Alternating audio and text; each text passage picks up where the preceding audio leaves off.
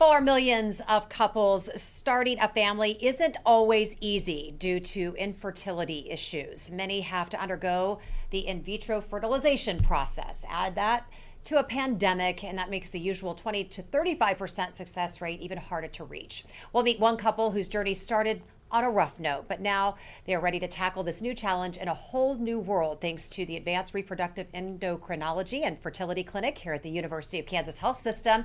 We're going to talk all about them, meet them, and their baby coming up on the Morning Medical Update. And good morning to all of you. We're so glad you're with us. It's Thursday, April 21st. Thank you so much for joining us on Facebook, YouTube, and on Twitter. Coming up at 8:25, more than 50% of people worldwide suffer headaches and migraines on a daily basis. The new treatments being tested to ease the pain in the brain.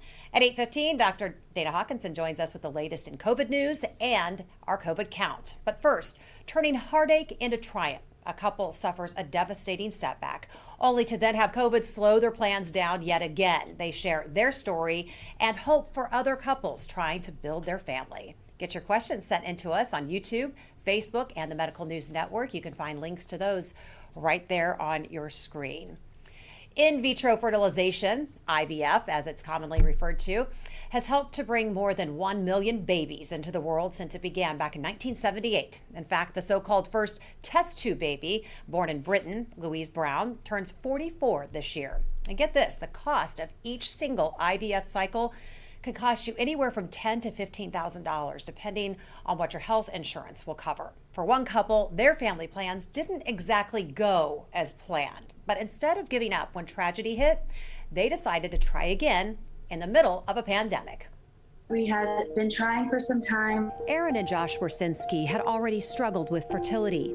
The day their first child was born was bittersweet. It was the best day of my life because I got to experience giving birth and seeing this tiny little, beautiful little baby that my husband Josh and I created. But that happiness was short-lived. But then the worst day of my life because I quickly realized that it wasn't going to be the family that we so badly have been wanting. At 22 weeks, Aaron gave birth to a stillborn baby girl, Cora. Back on the fertility trail, Aaron and Josh's journey led them to the Advanced Reproductive Medicine Clinic at the University of Kansas Health System. And Aaron wants others to know, although we live in this huge universe that we sometimes feel like we're the only one, if I can give somebody a little glimpse of hope that you'll get there and it'll be okay, then we've got to do that. And we are so glad to be joined by Dr. Courtney Marsh here in studio with us. She's one of our infertility specialists here at the health system. And also we've got Josh, and we've got Aaron, and we've got baby Declan with us this morning. How are you all doing?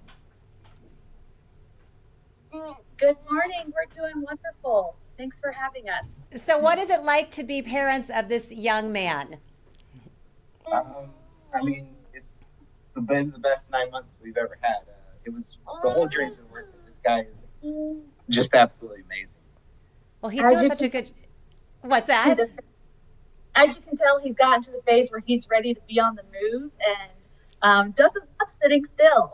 Yeah, he is. The arched back. We've all been there with the little babies, but he's making his TV debut, I'm assuming, so he's a little excited, and we're glad he's with us.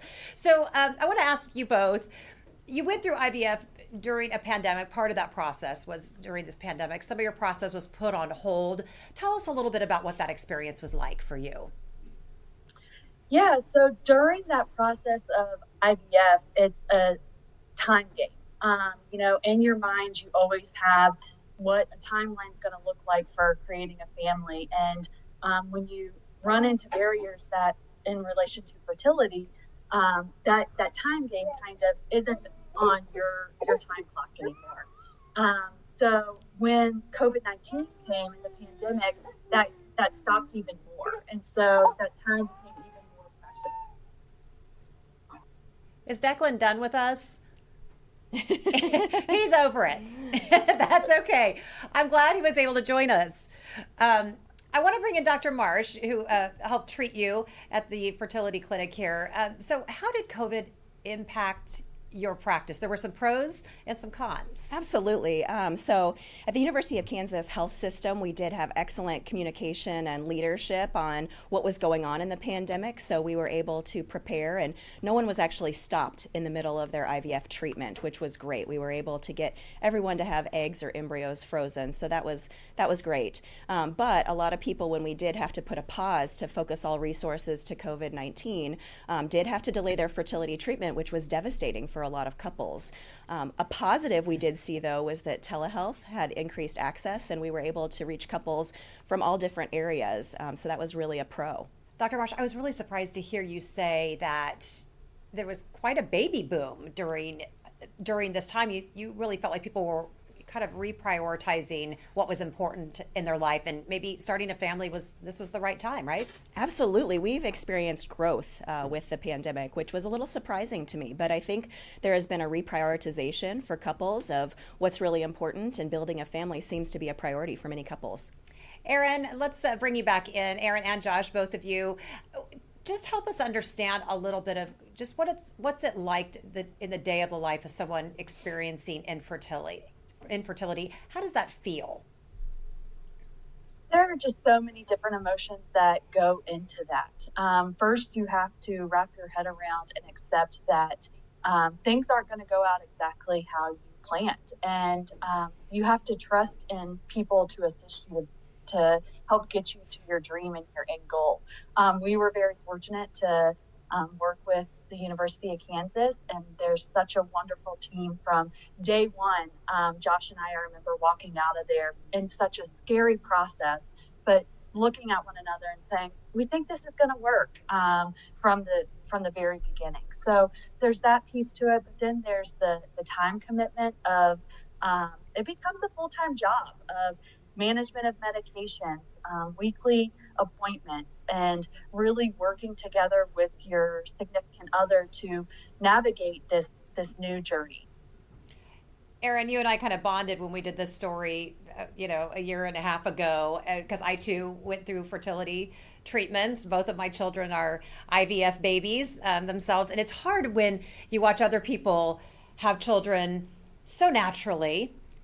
And then when you have to intertwine time and finances into the goal of trying to build your family, it gets kind of sticky. It's such a strange time. And Dr. Marsh, let's talk a little bit about that. We don't want cost to be, you never think when you're planning your family that cost is going to be an issue in doing that. So how do you work with families through that process? Absolutely. Cost is definitely an issue. This is a part of healthcare that is a little bit, I think, lagging behind in terms of coverage. And National Infertility Awareness Week is coming up, and on resolve.org there are letters that you can write to your employers to help to get insurance coverage. Insurance coverage is expanding, and testing is often covered, but the treatments typically are not, which can be very frustrating. It's a big deterrent. So why do you think people are turning to IVF more and more? Well, IVF is a very successful option for conceiving. So it is our highest success rate typically to offer couples. And it's becoming less taboo. I think people are talking about this, and through programs like this, we're raising awareness that it is a viable option to build families. Erin and Josh, I want to talk about Miss Cora, if we can, for a moment. You experienced a heartbreak really like no other with your daughter. Could you please tell us a little bit about her and how you found hope through that experience?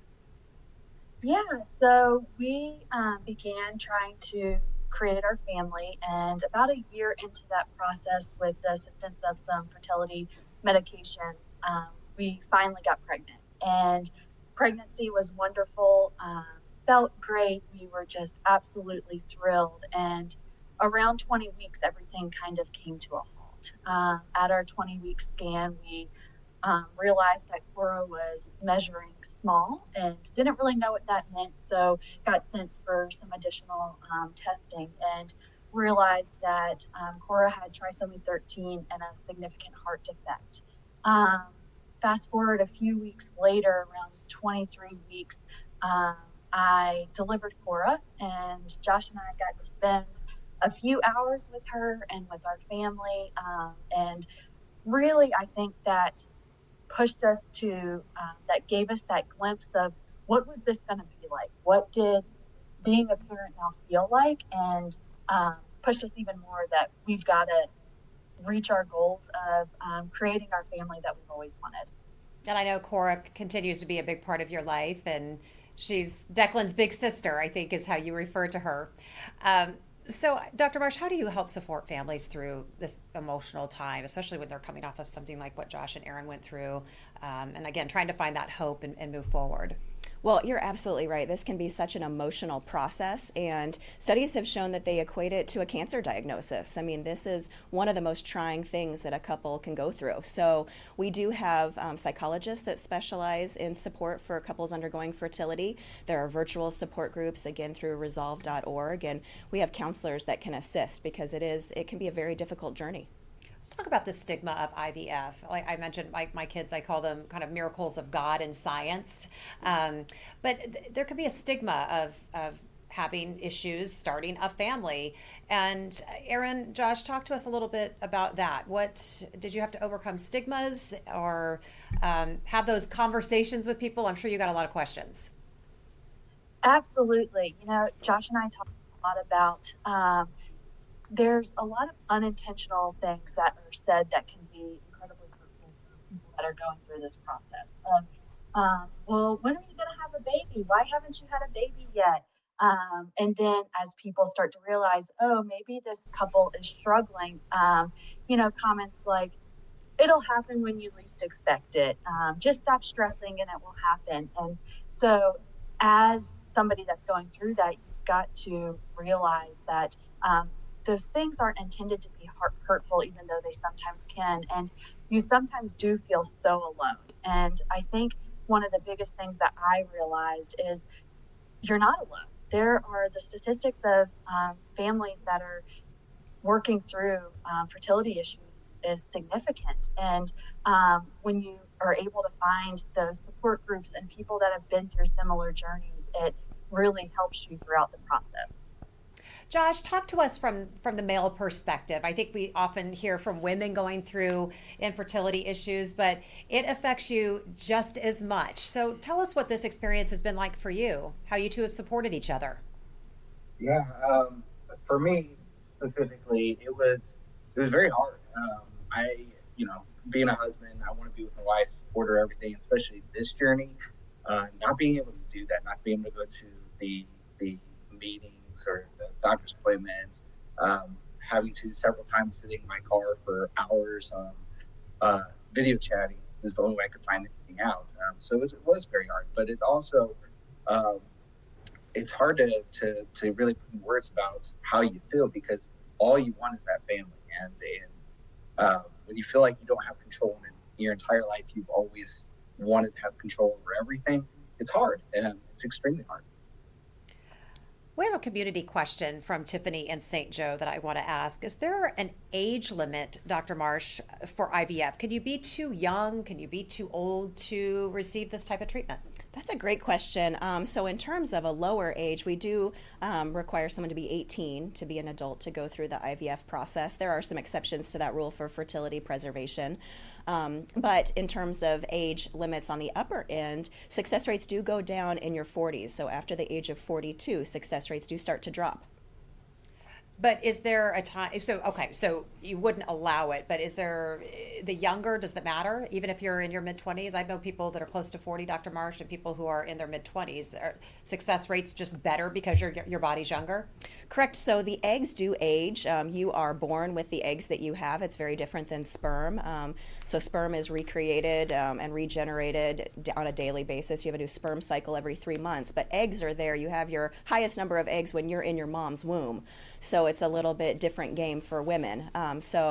Yeah, the success rates do drop in your mid-40s. We don't have hard age cutoffs, but we do want the highest success rates for our couples. So does that mean that is that a myth or a fact that it's more incumbent on the female's body?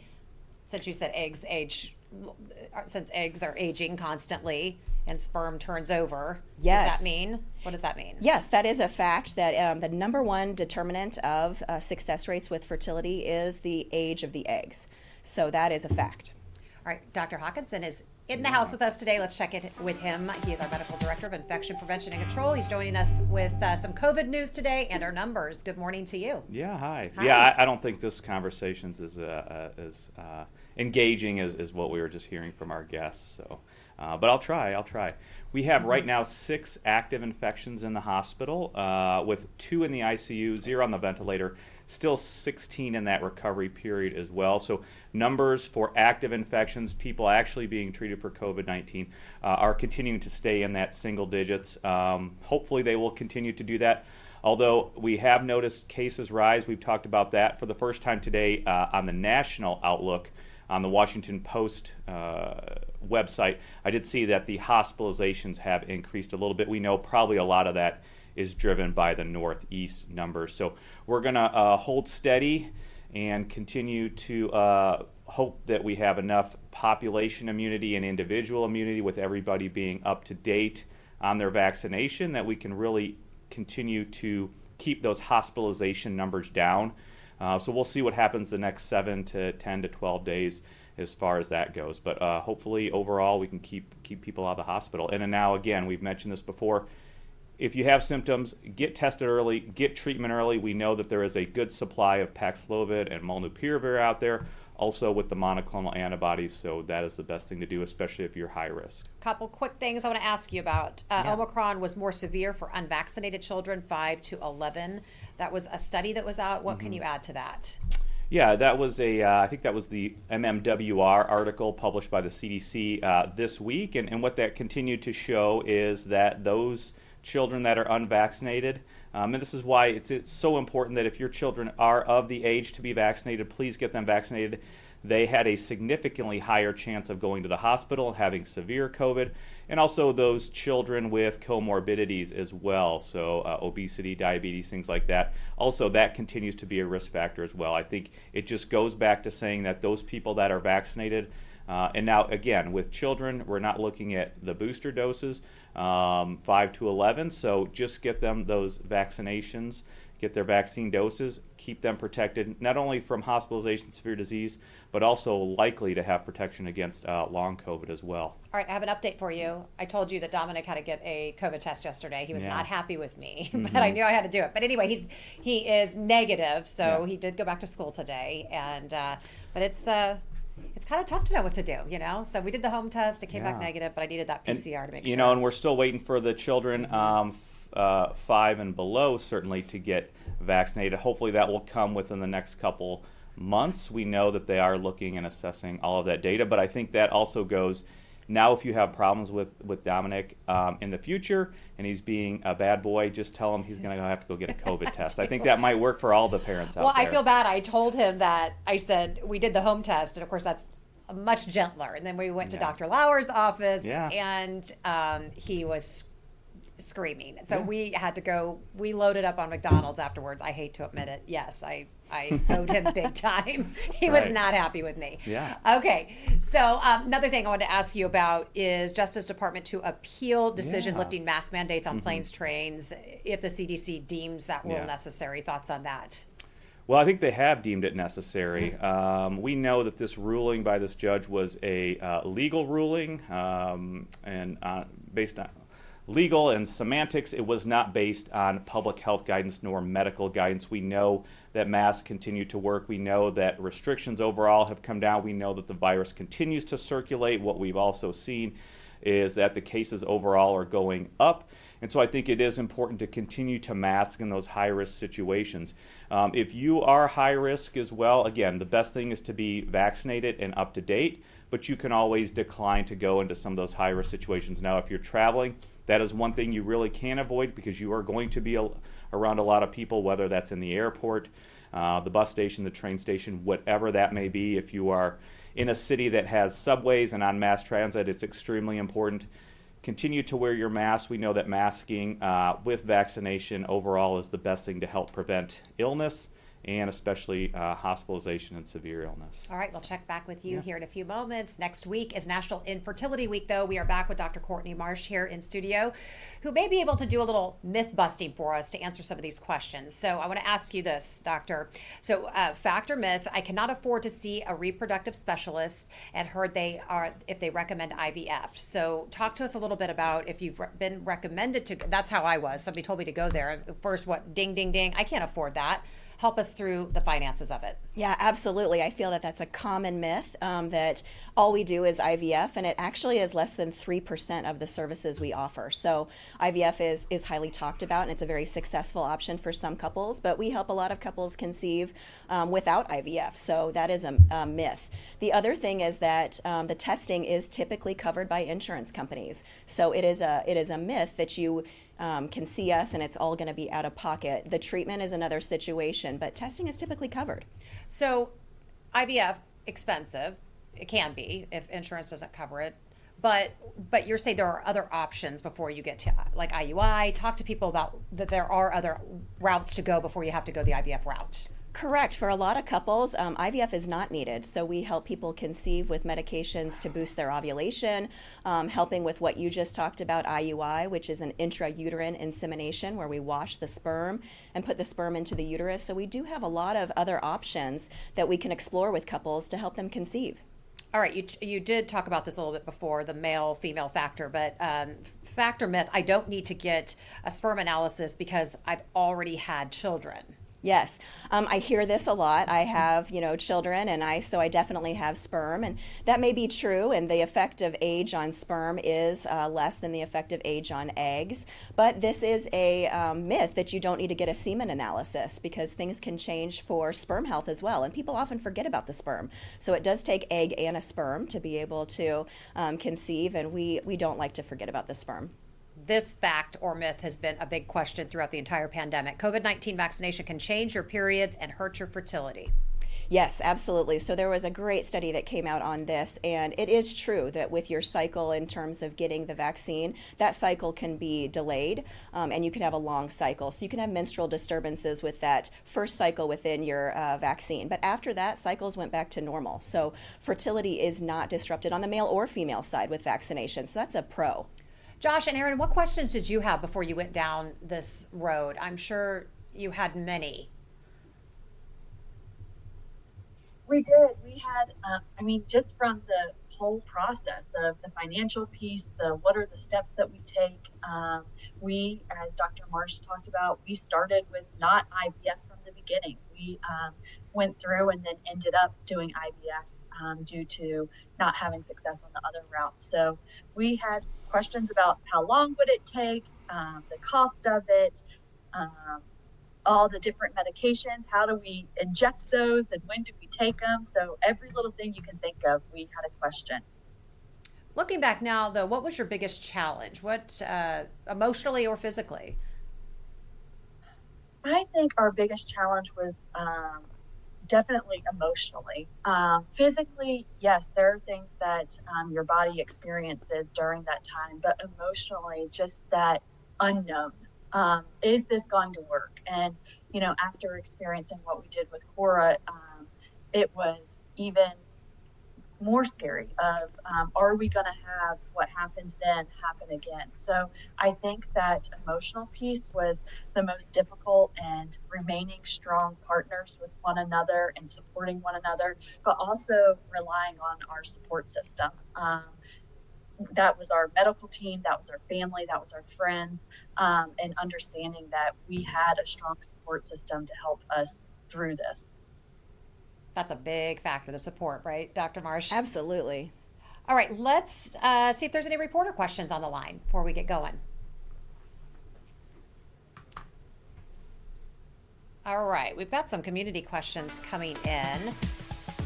Emily wants to know, what does a telehealth visit include for a fertility consultation? Are you doing fertility consultations via telehealth, Dr. Marsh? Absolutely. That's been a very positive thing. And I was just thinking about all the places I have done Zoom visits with patients on the tell us. Yes, you name it. So one of the more interesting ones was on a cruise. They were in the Mediterranean doing a cruise and were able to Zoom with me and talk. I had someone who was in shutdown in Italy in their apartment, and they were able to do a telehealth visit, someone from Australia. So really it became an international affair, and it really broadened our touch of being able to help couples. And so for people traveling, we have a lot of couples that travel maybe 6 hours to come see us. If you're not doing testing that needs to be in person, it is a nice option to be able to still talk face to face. It doesn't replicate the in-flesh experience, but to talk face to face and be able to have visits. Jenny wants to know, if I'm going through fertility, does acupuncture help? Yeah, studies are mixed on acupuncture, and I think this varies on how the acupuncture is done. So some studies will show that there is a benefit with IVF and success rates, especially with acupuncture around the embryo transfer. And then some studies will show that there is no benefit. We do not see that it's a harmful process to go through, and so if it's something that is desired by a patient or a couple, we do encourage some consultation with acupuncturists. Erin and Josh, a question for you is, what is your response to those who have turned down the COVID vaccine because they are concerned about it affecting their infertility? I think my biggest response to that is talk to your medical team and get the input from the medical professionals who have the most information and make that decision together. We decided very early on that that was important to us, that we wanted to protect ourselves as much as we could. I actually got vaccinated while I was pregnant and got my booster right after Declan was born. And that was a choice that we felt was important.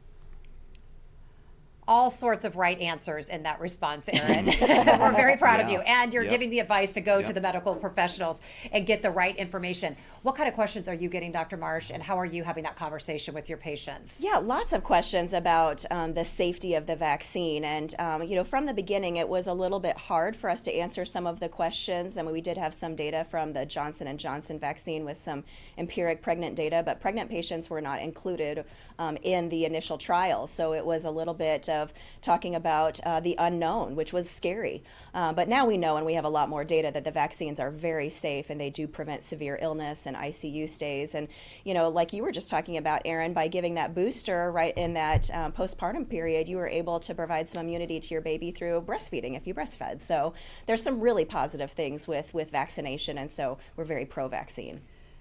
All right, Ashley has a question, Dr. Hawkinson. Can we discuss the logistics of what it would take for doctors to stop recommending masking on a day-to-day basis, like before the pandemic? I think there's, number one, going to be a selection bias there for physicians and healthcare personnel in general. There are so many ways and graduations of this answer.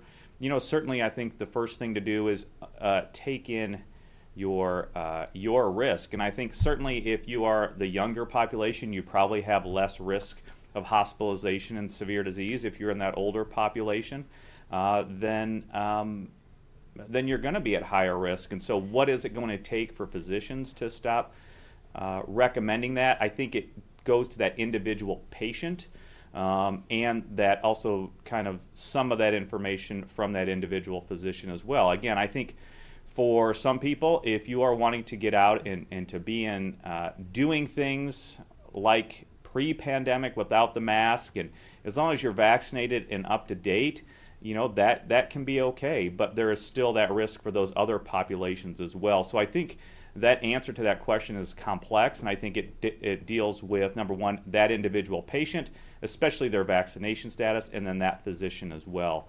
So I'm not sure across the board when physicians are going to agree, yes, we can all take our masks off. And I think also you're talking about, are you in specific situations like the hospital and patient care areas, or is it just out in public? So I think overall that's a difficult question to answer, but I think those are going to be the two most important things. What is your individual risk, and then also the opinions of that physician. Overall, the goal is to continue to protect your health and make sure that you are going to have the highest chance possible if you get COVID-19 to stay out of the hospital and the ICU. Erin and Josh, I have a comment from one of our viewers. Erin, I know you've been doing a lot of the talking this morning, but silence says a lot sometimes. Ashley says, find you someone who looks at you like this man looks at the mother of his children. So, what's that? I said I'm pretty lucky. You are pretty lucky. I love that. Question for you, another one for you, Dr. Hawkinson. Joellen wants to know, would you please summarize what's going on with boosters being developed to address changes in COVID? So right now we know that there are pivoted vaccines, particularly mRNA vaccines, looking at different spike proteins. I think Moderna is doing a test with a beta variant spike protein. I think they've also done some Omicron tests. They are looking at a bivalent vaccine, which means 2. So they are looking at I think it was a beta spike in the vaccine with a original Wuhan strain or WA1 spike as well. Will these ever come to market? It's very difficult to say because we know that as soon as we've identified a variant, they do have that surge and they seem to kind of fizzle out as well. So by the time you were able to bring one to market, is it going to be reliable? There is that question going on, and just heard an interview with Dr. Borla, who works with Pfizer, who's the CEO of Pfizer, and they are working on that as well. And so I think they are working on these pivoted spike vaccines, these mRNA vaccines. But I think what we have to remember is that the current vaccines that we have, if you are up to date, continue to provide excellent protection across the span of all the variants. Why is that? Probably because of those T cell epitopes. It's not the antibodies, but it's the T cells which help protect you against severe disease. Those epitopes or those areas on the spike really are fairly constant and don't really change that much. So we have been fortunate enough to have the fact that we do have these current mRNA vaccines that when you are up to date with them, they continue to protect you very well against hospitalization, severe disease, and death. But overall, we know that the vaccine companies are working in some form on having different or pivoted vaccinations.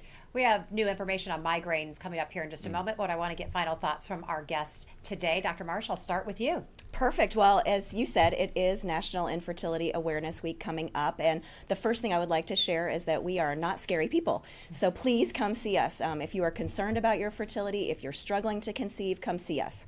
Second thing would be if finance is an issue and you are struggling to pay for fertility treatments, please write a letter to your employer. There are templates on the resolve.org, and continue to fight like us to support patients in getting coverage for fertility services. Thanks for all you do for helping us build our families and expand. Dr. Marsh, thanks for being with us today.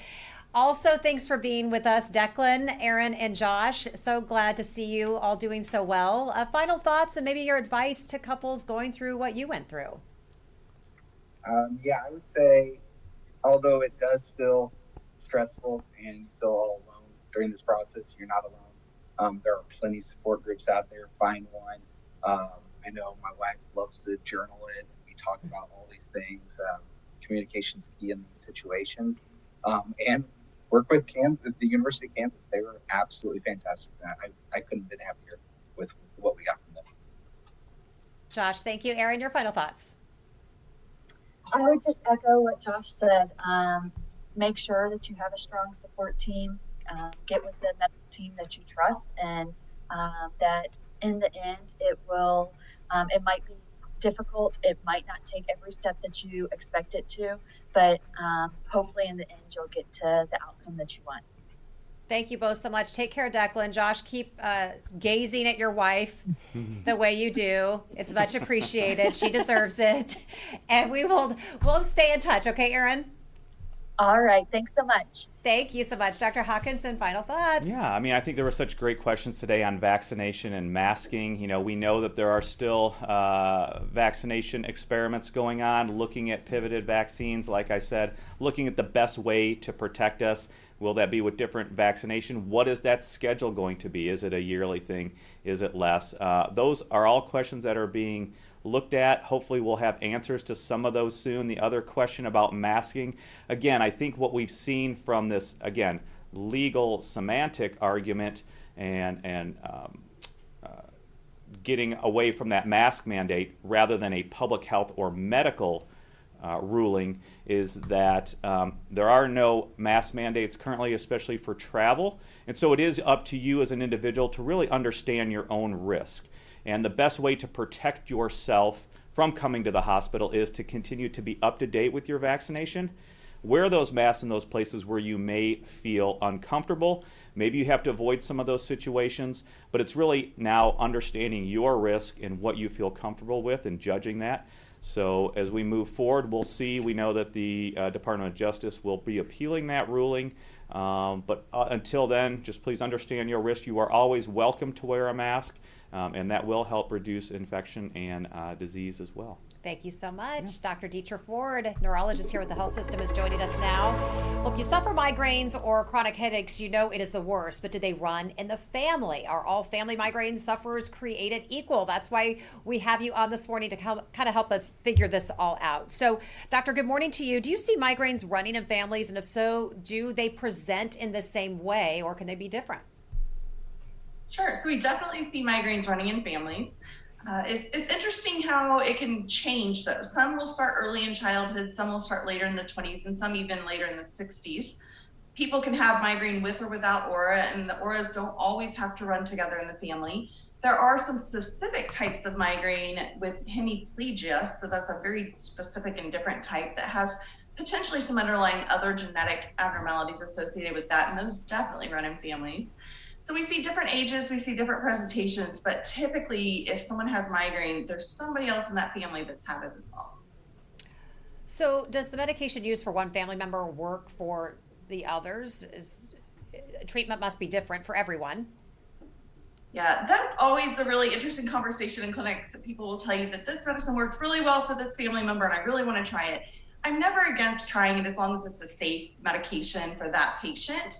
But I will say that people respond very differently to medications, and that goes across for most things in life. But we have yet to come to a point where we're doing genetic testing to see what medications respond best to which patient with any consistency. So currently it's truly trial and error on what we call kind of the older platform medications. So what does the landscape of migraine treatment look like currently and perhaps in the future through some trials that are going on right now? Absolutely. So currently we have more options than we've ever had in the past. In the past, we only had other medications that by default worked for migraine. Currently, we have some FDA-approved migraine medications that are specific, which is really nice. So we were looking at things like Botox and monoclonal antibodies, which is pretty new for us. So the newest method is CGRP. They are looking at that receptor and that peptide and trying to see if blocking that helps, and we found it has. And so that's a pretty specific thing that we don't need to get into too much detail about, but that's really where the landscape is moving toward. There are a lot of drugs in the pipeline currently that will be targeted more to that marker.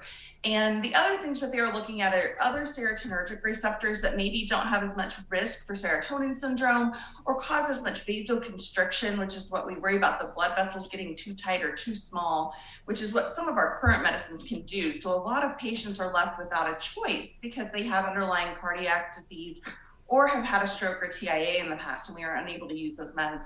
So really, we're moving into a new era where we're allowing more treatment options for more patients. We're able to reach more people. All right, here's a treatment option. I have a question for you from one of our community members. Isaac says, Dr. Ford, I've heard that ice cream can help mitigate migraines. Is this true? It sounds like a good option to me. That's great. So everyone has different things that work for them.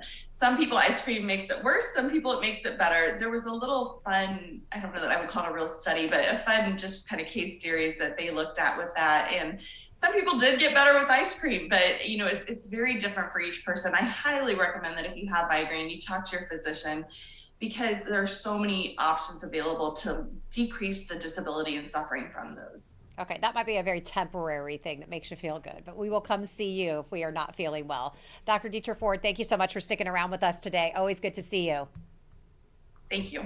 Thank you. Well, before we wrap up here today, host of All Things Hard, Alexis Del Cid, joins us from Studio B with a preview of what you can expect coming up at 10 a.m. Good morning, friend. How are you? Good morning, Jess. We have such a good show today. Coming up on All Things Hard, you're going to meet a man whose smartwatch played a major role in how doctors treated a life-threatening heart condition. One thing is clear from the moment we step into Jeff and Jill Barnhouse's Overland Park home. This is a house filled with action and love. Sweet. Oh, okay. Sorry. So if we want to talk to Jeff and his wife about the scary event, oh my God, I was so scared. and the thing on Jeff's wrist that helped doctors decide they needed to quickly perform a life-saving heart procedure, we need to somehow coax two of the cutest toddlers you'll ever see into briefly sharing their daddy with us. 2021. Okay. Okay. It was a typical Saturday a year ago when Jeff says he hopped on their new Peloton bike just to get a feel for the pedals. A few minutes later, he remembers asking Jill for water. Jill says she left the room for 20 seconds, came back, and Jeff was on the ground. He'd passed out and fallen off the bike. He had the look in his eyes that I don't ever want to see again. Like they were open, but he was not there. The next thing Jeff remembers is his eyes focusing and seeing the worried little face of his sweet son. Said the first thing I saw when I came to was Ben. What was he doing?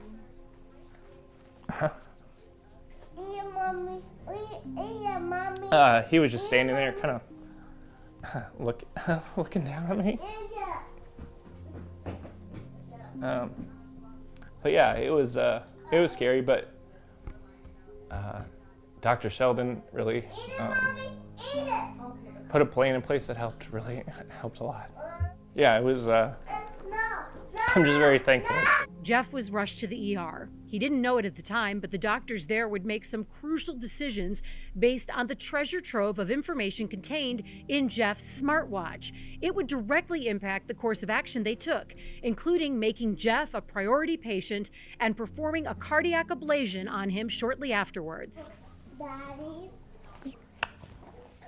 A life-saving device, a life-changing event, reinforcing for Jeff that the only things that really matter in this whole world are right here in this house with him.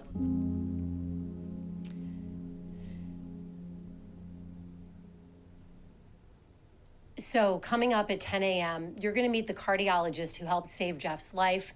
He will join us live along with Jeff, and they're both going to share what it was that was on Jeff's watch that helped doctors act so quickly and inspired them to take the moves they made. He'll also share, the doctor will, the features that we all need to look for when we're choosing fitness trackers.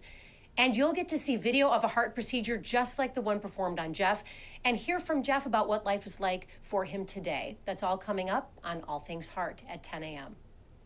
Alexis, can't wait to see that. Can't wait to meet Jeff and his doctors. Thank you so much. Well, making her wish come true, we want to introduce you to 8-year-old Elena. The Kansas City girl is a leukemia survivor. When the Make-A-Wish Foundation asked her what she wanted, she said simply, to help others. Yesterday, she dropped off a variety of items to 15 Metro charities, including Harvesters and our partners over at Children's Mercy Hospital. She also gave doctors at Children's a $500 check to help in cancer research. So, Kansas City Mayor Quentin Lucas proclaimed yesterday as Elena's Wish Day, as he should. Mother's Day is just about a month away. We want your ideas still, so send them in. Use that QR code right there on your screen to tell us what you want to give, what you want to get.